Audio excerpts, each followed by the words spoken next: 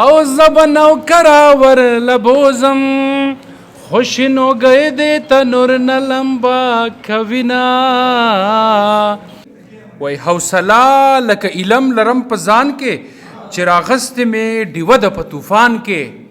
او رب راولي شعور زما په خاوره پرخ نشته په انسان او په حیوان کې او تب ګوره تب چپې ما به وجني تب ګوره تب چپې ما به وجني زما نه ودا خبره په ګمان کې او هر اندام می د بدن د اور نیولې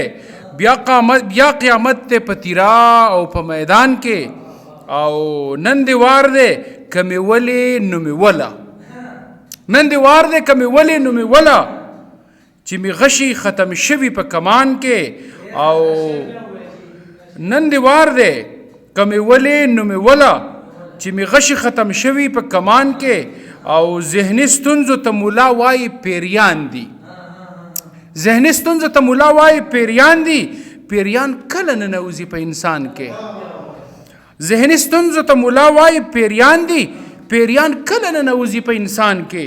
او هر سړی به ولې نه راځي کماله هر سړی به ولې نه راځي کماله چې لرمه سوچه مینه په دکان کې ډېر زیاته مننه پلاس کې سنا ستحفه راوړم لکه میلمه خپل کور ته هم ماښام داسې راځم لکه میلمه او احساس په خپل وجود کې داسې کړم لکه میلمه مازغه او زړه مې ورو ورو داسې خورم لکه میلمه او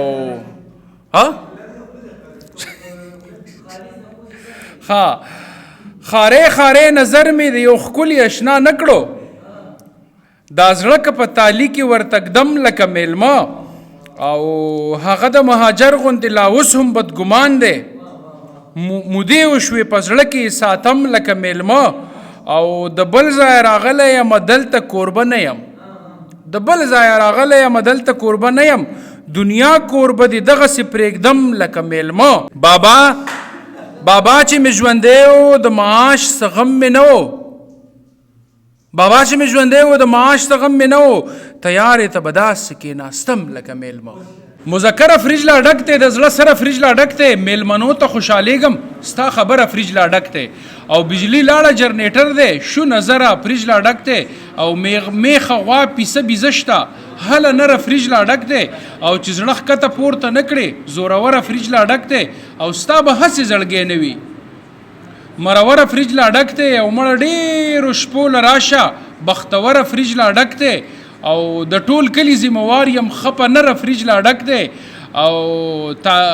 تانیس خان له چرته راشه و ډاکټره فریج لا ډک دی او مذکر به مؤنث شي څه شندره فریج لا ډک دی او زبنو کراور لبوزم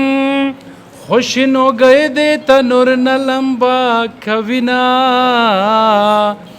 زماشینو سپین سپنگ میدا چې د تنور لمبو لذي تور بشنا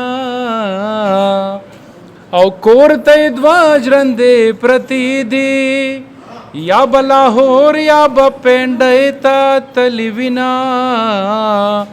ډوډۍ دوا طالب لور کړې زړه سواندې ښکاري ما بن خپه کوینا او اے د غټ سترګې جنۍ رورا اوښې مې نه